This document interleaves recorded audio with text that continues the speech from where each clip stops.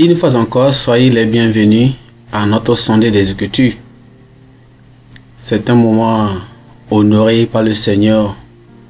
Vraiment, qu'on se rencontre pour étudier sa parole. Nous sommes ravis. Avant d'y aller, prions. Père, nous te bénissons, nous te rendons gloire, nous te bénissons pour toutes tes œuvres, pour toutes tes merveilles, pour toutes les activités que tu fais dans notre vie. Seigneur, nous te remercions pour nous faire savoir toujours que c'est toi qui fais tout ce que tu fais, Seigneur. Pour que son nom soit glorifié, que nous soit exalté d'une manière ordonnée au nom de Jésus. Encore une fois aujourd'hui, nous voulons étudier ta parole, nous prions que tu nous enseignes. Seigneur, induis cette parole, donne la compréhension et donne le cœur à obéir et aussi à marcher selon ta volonté au nom de Jésus-Christ.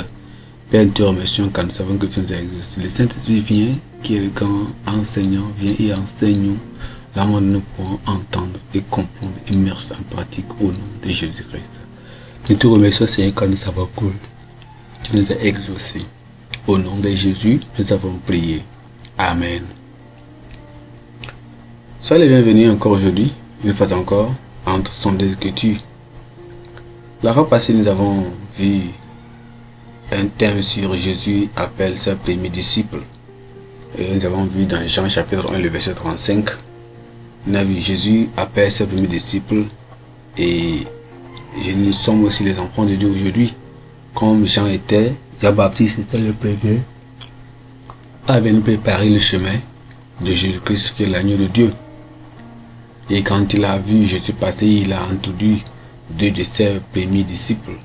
Ses disciples et ses premiers disciples là ont décidé de suivre Jésus-Christ en même temps et ils sont devenus aussi disciples de Christ. Comment ça ils étaient. Nous aussi nous sommes aujourd'hui enfants de Dieu, étant nés de nouveau, nous devons prêcher la parole de Dieu, continuer à suivre Christ et savoir que Christ est le seul sauveur, Christ est le seul Messie qui peut nous sauver et nous amener au ciel. Amen. Alors aujourd'hui nous allons continuer dans le livre de Jean, toujours dans le Nouveau Testament, Jean chapitre 2. Nous allons considérer le thème, le premier miracle de Christ et la purification du temple.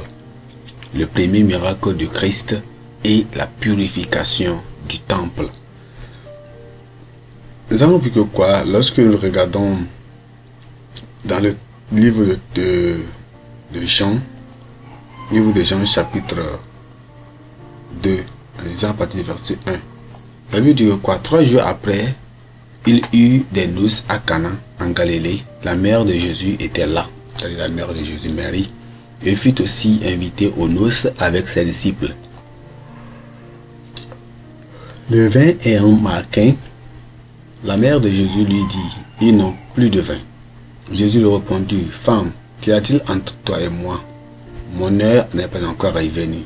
Sa mère lui dit aux serviteurs, faites ce qu'il vous dira. Il y avait là 6 vases de pierre destinés aux purifications des Juifs et contenant chacun deux ou 3 mesures. Jésus leur dit, remplissez d'eau ces vases et ils les remplirent jusqu'au bord. Buvez maintenant, et leur dit-il, et fortifiez et portez-en à l'ordonnateur du repas, et ils emportèrent. Quand l'ordonnateur du repas eut goûté l'eau changée en vin, ne sachant d'où venait ce vin, tandis que les serviteurs qui avaient puisé l'eau le savaient bien, et il appelait l'époux. Et la Bible nous dit que quoi? Tel fut, ou bien, regardons dans le verset 10, il dit, tel fut à Cana, en Galilée, le premier miracle que Jésus fit, et il manifesta sa gloire, et ses disciples coururent en lui. Gloire à Dieu. Alors ici nous regardons ce qui se fit ici. Et lorsque nous regardons ce miracle, on considère quoi? Le premier miracle de Christ est la purification du temple. Lorsque nous regardons, c'est qu'est-ce que nous signifions par miracle. Le miracle, c'est un événement extraordinaire. C'est un événement extraordinaire qui va à l'encontre de la nature, ce qui ne peut jamais se passer naturellement. Alors, qui peut être expliqué par, qui ne peut pas être expliqué même par la science. Et que même nous les chrétiens, on sait que ça ne fait que, ça ne peut que venir par quoi? Par Dieu. Alors, on voit aussi la deuxième, de la purification du temple. Dans la purification du temple, c'est quoi? On voit que quoi? Jésus ne se contentait pas de chasser les marchands et les changeurs d'argent qui s'étaient cupides et avides. Il ne voulait seulement que rétablir quoi? Également la sainteté de la maison de son Père, la maison de Dieu. Voyez non? Donc, regardons ici, on voit que Jésus-Christ, dans ce livre de Jean 2, on voit que à partir de Jean chapitre 2, le verset 1 à 12, on voit que quoi? Jésus, sa mère et ses disciples assistent à un mariage à Cana.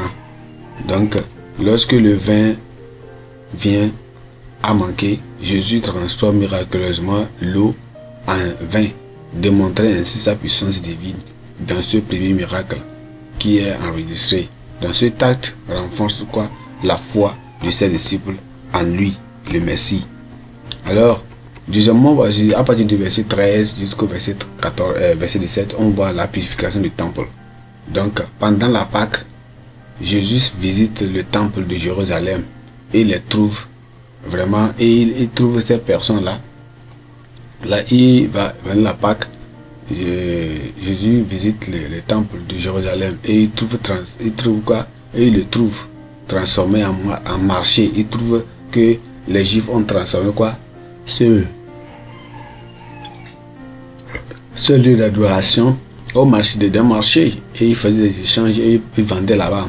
Donc avec une indignation zélée, il chasse les marchands et les changeurs d'argent là, et les changeurs d'argent, exigeant quoi? Qu'ils doivent être respectés. Ils doivent respecter quoi? La maison de Dieu. Ils doivent respecter la maison de Dieu. Ils ne doivent pas tourner la maison de Dieu pour un lieu de vente.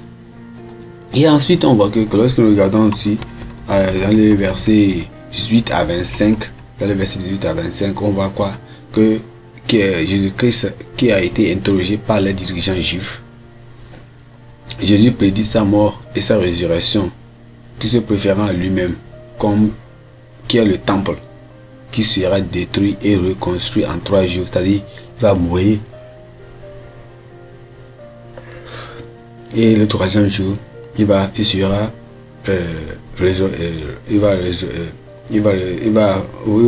ce qu'on appelle la résurrection. Donc, et ces dirigeants ne comprennent pas ces paroles.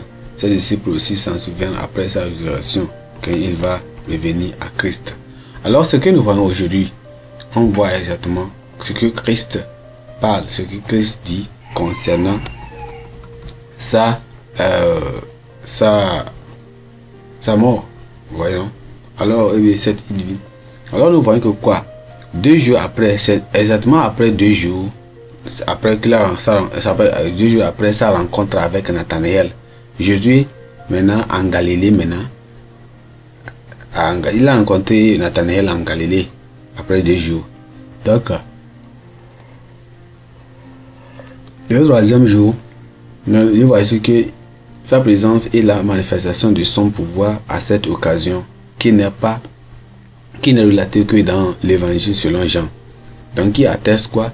L'institution divine du mariage, conçue pour réaliser le partenariat, la pureté, la procréation, l'approvisionnement, la protection et même quoi? La préservation de la postérité.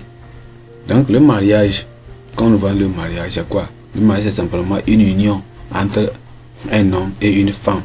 Ce n'est pas entre un garçon et une fille, non. C'est entre une femme et un homme. Donc, cela a été créé dès le commencement par Dieu lui-même. Dans Genèse chapitre 2, verset 18. Donc, l'Écriture affirme que quoi? que celui qui trouve une femme trouve quoi? Le bonheur. Donc c'est quoi? C'est une grâce qu'il obtient de l'Éternel dans Proverbe chapitre 18, le verset 22. Donc cette faveur est vraiment parvenue au couple dont Jésus a assisté au mariage à Cana en Galilée, où il a accompli son premier miracle. Donc les miracles sont avant tout conçus par Dieu comme des sceaux sacrés de l'enseignement et même de la prédication de sa parole. Donc on voit ici que dans le texte que nous venons de lire, quoi, Christ a également purifié quoi? Le temple de Jérusalem. Il a également purifié le temple de Jérusalem. Il a purifié le temple de Jérusalem et a donné un signe qui a vraiment déconcerté les chercheurs non sincères de signes. Gloire à Dieu. Alors dans ce thème-là, nous allons voir trois points importants pour mieux comprendre le texte, pour mieux comprendre le titre. Premier point, nous parlons le premier miracle de Christ et sa signification. Quel est le premier miracle de Christ qu'il a fait et quelle a été sa signification? Deuxièmement, on voit la purification du temple par Christ et ses implications. Quelle a été on sait que Christ a purifié le temple. Oui. Quelles ont été ses implications? Alors, troisièmement, on verra quoi? La réponse de Christ aux Juifs en quête de signes. Premier point, on voit le premier miracle de Christ et sa signification. Et sa signification. Sa signification. Alors, regardons dans le premier, comme je viens de le dire, lorsque nous avons lu Jean, on a lu dans Jean chapitre 2, le verset 1 à 11. Nous avons vu ce qui s'est passé là-bas et je vous ai dit que quoi? Ce qui s'est passé là-bas, comme je vous ai commencé le commencement, je vous ai dit que dans Jean chapitre 1, à partir du verset chapitre 2, le verset 1 à 12, ou bien jusqu'à 11, on voit que Jésus et sa mère et même ses disciples, ils ont assisté à un mariage au Cana. Ils ont été invités à un mariage à Cana. Et lorsque le vin maintenant est fini, donc Jésus va transformer miraculeusement l'eau en vin, qui va vraiment démontrer ainsi sa puissance divine dans ce premier miracle. Et c'était le premier miracle que Christ a reçu. Vous voyez, non? Alors, cet acte renforce quoi? La foi et les saints, mais ça maintenant donne quoi? Plus de force, plus de foi en lui par ses disciples. Donc le premier miracle accompli par Jésus au cours de son ministère terrestre est celui de la transformation de l'eau en vin lors d'un mariage à Cana en Galilée. Vous voyez cela, non? Lorsque nous lisons le verset 2 de notre texte, le Jean chapitre 2, le verset 2. On a vu dire quoi? Jésus fut aussi invité au fête de noces avec ses disciples. Avec ses disciples. Vous voyez, non? Il est avec ses disciples. Avec ses disciples.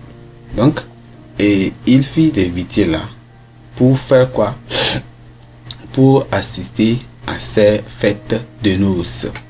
À ces fêtes de noces. Avec ses disciples. Lorsqu'il est arrivé là-bas, il fit un grand miracle. Et c'était le premier miracle qu'il fit là-bas.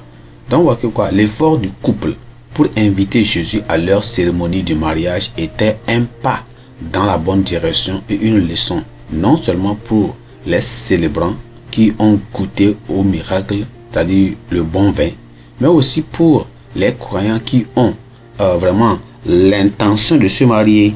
Voyez, non? Donc, on voit quoi? La relation conjugale ne sera belle.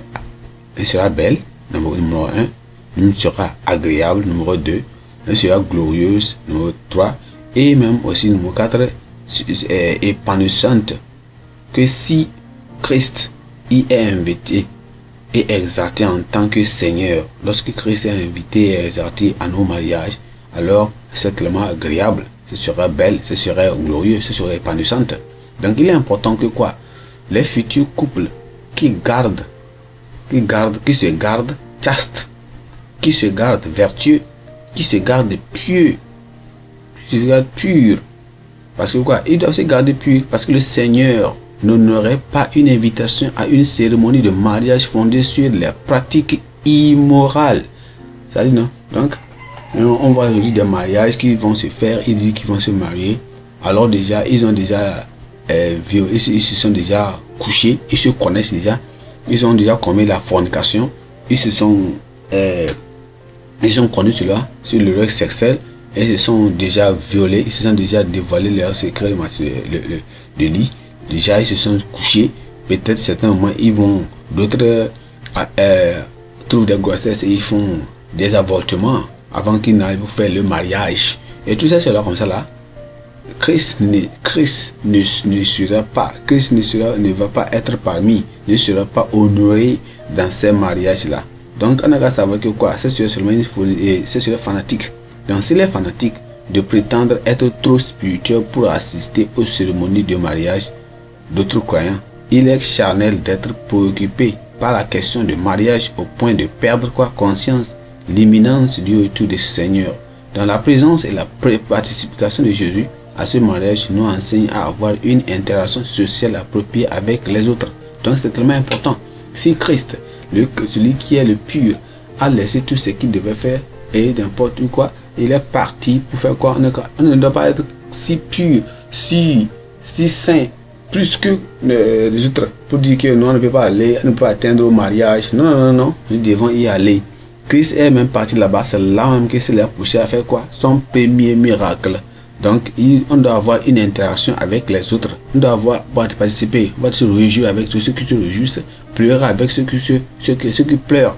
Donc, la présence et la participation de Jésus à ce mariage nous enseignent à avoir une interaction sociale appropriée avec les autres. Donc, cependant, les vicissitudes de la vie révèlent l'incapacité de l'homme à répondre à tous ses besoins. Donc ici, on voit quoi? Ici, c'est la définition du vin. Mais dans la foi et en la divinité de Christ, sa mère, même Marie, la mère de Jésus, lui adresse une supplique. Il a prié en faveur du couple qui n'a qu'à faire quoi? Quelque chose. Donc, et regardez ce que Jésus-Christ il a répondu. Il a dit, femme, qui a entre toi et moi, mon heure n'est pas encore arrivée. Qui commence à faire quoi? Les miracles. Mais la réponse de Jésus révèle qu'il y a un temps pour tout. Vous voyez, non? Il y a un temps pour tout ce que nous faisons. Donc Marie ne se tourne alors vers les serviteurs et leur dit, faites ce qu'il vous dira. Pourquoi? Ces instructions ont révélé aux serviteurs la souveraineté et la seigneurie de Christ, en tant que seuls les gens devraient placer leur foi pour obtenir quoi? Les miracles désirés. Donc c'est également ce qui est passé dans le cas du centenier, dont le serviteur a été guéri par Christ lui-même. Vous vous souvenez, dans Matthieu chapitre 8, le verset 8, il dit qu'auparavant il était dit au Seigneur, dis seulement un mot et mon Seigneur, mon serviteur sera guéri. Voyez, non? C'est la foi. Donc Jésus ordonnant au serviteur de remplir quoi? D'eau 6 vases. Puis il dit maintenant dans le verset 8, il dit quoi? Il dit, puisez de l'eau, remplissez soit, et remplissez, dites-le, puisez de l'eau, remplissez les 6 vases. Remplissez les 6 vases. Remplissez les 6 vases. Il dit, remplissez les 6 vases d'eau. 6 vases d'eau. Il dit, puisez maintenant, dit-leur, portez-les en l'honneur du repas importé. Et voici qu'il dit, voici qu'il tire du bon vin, meilleur que celui qui a été servi au début. C'est un miracle vivant et indéniable. Même le gouverneur de la fête rendit témoignage à l'époux qui seulement lui avait gardé le bon vin vraiment à dessein jusqu'à ce que ce moment-là. Donc le pouvoir de Christ sur la nature est irrésistible et excellent. Donc on voit ici que quoi? C'est si Christ a le pouvoir de changer l'eau en vin, il peut changer la malédiction en bénédiction. Il peut changer un cœur de pierre à un cœur de chair. Donc, Jésus n'a pas transformé l'eau en vin, en vin enivrant pour que les gens le boivent et continuent à pécher. Non, non, non, non, non. Il n'a pas fait cela. Il n'a pas fait cela. Il n'a pas fait cela. C'est pas ce qu'il a fait. Vous voyez, non? Parce que certaines personnes interprètent à tort le vin de notre texte comme quoi étant de l'alcool. Non, non, non, non, c'est pas vrai. Donc il convient de préciser qu'il existe deux types de vin produits à partir du pamplemousse ou de la grenade au Moyen-Orient. Savoir le vin non fermenté et le vin fermenté. On a qu'à le savoir qu'il y a une différence entre les deux. Les gens croient que Jésus-Christ a transformé l'eau en un vin alcoolisé. Non, non, non, non, non, non. On a qu'à le savoir comme ça. Donc, le vin non fermenté est un jus de fruits non alcoolisé. Il faut le savoir. Le vin non fermenté est un jus de fruits non alcoolisés. Donc, il s'agit d'un aliment nutritif utilisé comme boisson lors des fêtes. Lorsque nous regardons dans Jean chapitre 2, le verset 3, cela est là-bas. On peut le lire après. Donc, il y a aussi ce qu'on appelle les offrandes au temple. Il y a aussi ce qu'on appelle d'une partie des premiers fruits. Donc, de la célébration de la Pâque et par extension de la Sainte Seine. Donc, on voit que quoi? La consommation du vin fermenté et alcoolisé qui enivre est incontestablement un péché. Pourquoi? Pourquoi on dit cela? Pourquoi on dit cela? C'est parce que quoi? Elle entraîne des comportements dégradants. Des comportements dégradants. On peut le voir dans plusieurs passages de la Bible. On peut en voir cela dans Genèse chapitre 9, le verset 20. Genèse chapitre 19, le verset 31 à 36. 1er Samuel chapitre 25, verset 36 à 37. 2 Samuel chapitre 13, le verset 28. 1er Roi chapitre 20, le verset 12 à 21. Esther chapitre 1, le verset 10 et 11. Daniel chapitre 5, le verset 23. Apocalypse chapitre 17, le verset 2. Vous voyez cela, non? Donc c'est un péché de prendre les boissons alcoolisées, les boissons fermentées. Donc, le misère, le malheur, l'erreur, la folie et la méchanceté sont des mots qui dérivent ceux qui prennent du vin alcoolisé. C'est ça. C'est ça. On peut voir tout ce que ces preuves-là dans Proverbe chapitre 23, dans Isaïe chapitre 5, dans Osée chapitre 5 et 4, dans Joël chapitre 3 et verset 3, dans Amos chapitre 6 verset 6. Donc il y a la Bible dit tout cela. Donc ce ne sont pas là les qualités descriptives des enfants de Dieu qui sont vraiment rachetés. Parce que quoi? Dieu interdit à ses enfants d'en prendre ces boissons-là. Dieu interdit. Donc le conseil de Paul à Timothée de ne pas boire que de l'eau, de ne pas boire que de l'eau, mais fais usage d'un peu de vin à cause de ton estomac et de tes fréquentes indispositions, ne doit pas être interprété comme une autorisation de boire du vin ou de l'alcool inivrant. Non. Non, non, non, non. L'alcool est parfois utilisé comme solvant dans les médicaments et même dans les drogues pour guérir des maladies. Et ce n'est pas un péché. Vous le comprenez, non? Est-ce que vous comprenez bien? L'alcool est parfois utilisé comme un solvant dans les médications ou dans les médicaments ou les drogues pour guérir quoi? Les maladies. Et ce ne sont pas un péché. C'est ça. Mais ainsi, on a qu'à savoir que quoi? Celui-ci, il y a une quantité bien déterminée qui a été ajoutée pour pouvoir faire ces choses-là. Donc ainsi, on ne peut pas aller boire parce que c'est dit que c'est autorisé. Non. Le premier miracle de Christ qui a transformé l'eau en vin a été accompli pour montrer quoi? C'est ici maintenant quoi? Parce que nous regardons quoi? On regarde maintenant les Jésus-Christ transformant l'eau en vin et maintenant sa signification. Regardez la signification de cela.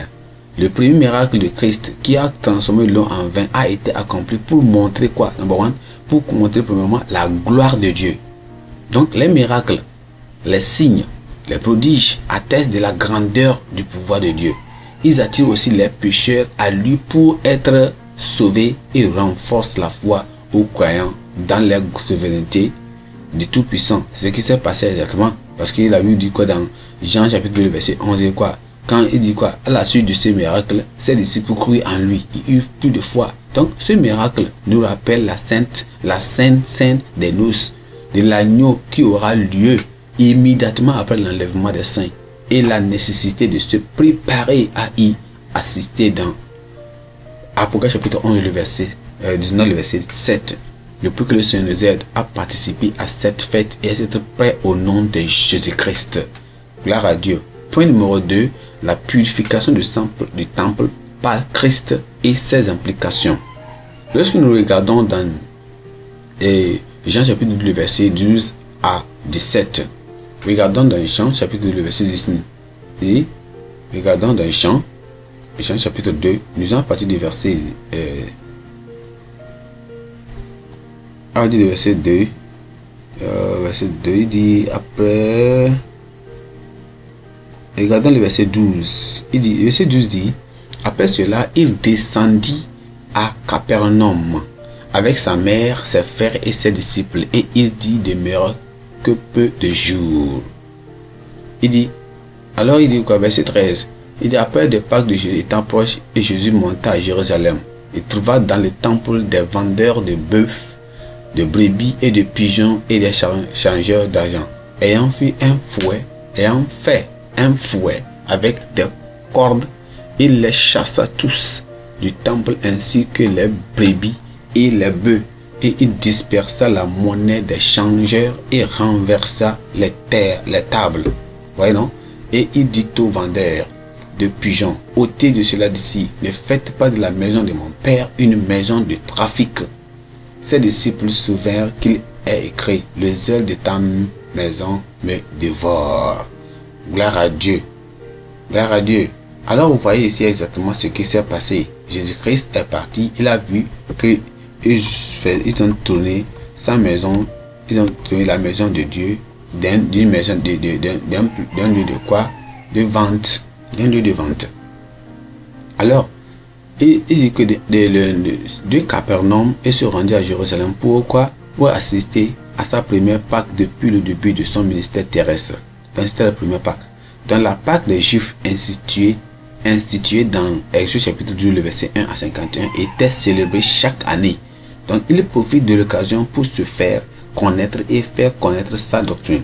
Mais, chasse étrange, il trouva dans quoi? Dans le temple des vendeurs de bœufs et de quoi, et il les a chassés tous. Donc le Seigneur Jésus-Christ a vu d'un mauvais œil le fait de transformer la maison de son Père en centre d'affaires, et après quoi les mesures nécessaires pour remédier à cette pratique malsaine. Donc il était mécontent de ceux qui s'enrichissaient dans le temple. Donc auparavant, les sacrificateurs étaient indulgents à tous les scribes et les pharisiens qui prétendaient être des gardiens de la loi, ne pouvaient même pas être respectés. Ils ne pouvaient même pas respecter quoi? La vérité sur le fait de ne pas faire du temple un lieu de commerce. Donc ils étaient complices des transactions financières et ne pouvaient donc pas réprimander les marchands du temple. Donc les bazars et autres activités commerciales encouragés par des hordes, des prédicateurs de prospérité dans de nombreuses maisons de Dieu, dans le lieu appelé maison de Dieu. Donc qui sont acclamés sans part à un sacrilège. On a qu'à le savoir. Ils font des études pour pouvoir s'enrichir. Ces personnes sont là pour s'enrichir.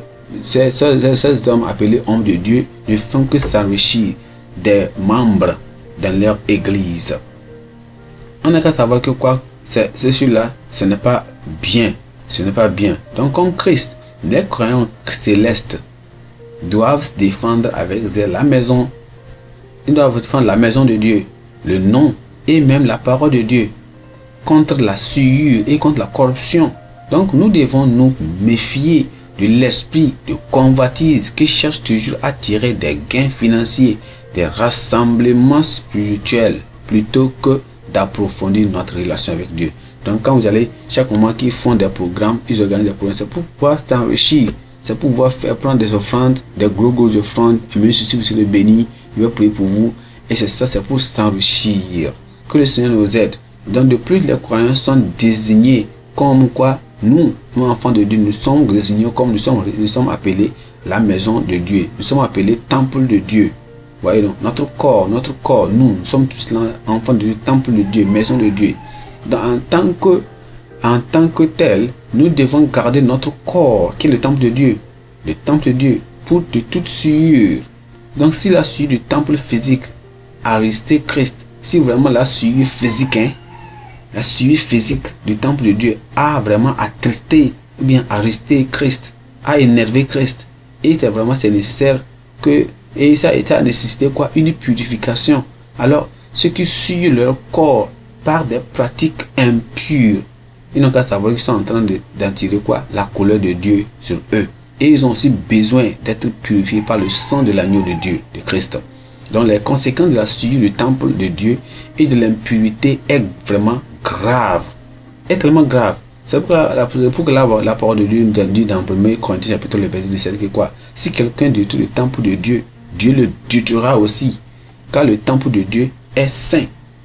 Et c'est ce que vous êtes. Vous êtes le temple de Dieu. Alors que le Seigneur nous aide, on va garder ce temple de Dieu saint et nous n'allons pas faire des choses mauvaises avec ce temps parce qu'on donnera compte rendu de ce corps au nom de Jésus-Christ. Point numéro 2 et 3, la réponse de Christ aux Juifs en quête de signes. En quête de signes. Lorsque nous regardons dans Jean chapitre 2, à partir du verset 18, à à 25, nous ne pouvons pas le lire à cause du temps, mais on va voir le verset 18. Il dit, les Juifs prenaient la parole lui dire, quel miracle nous montres-tu pour agir de la sorte?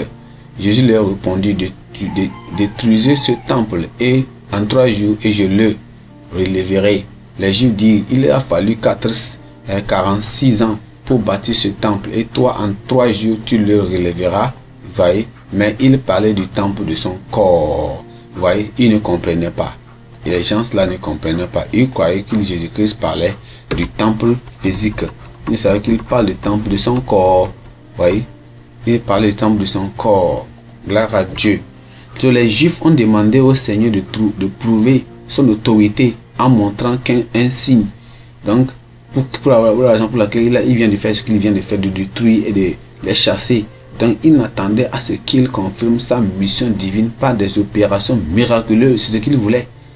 Pour l'état, comme l'avait fait Moïse dans Exode chapitre 4, verset 30.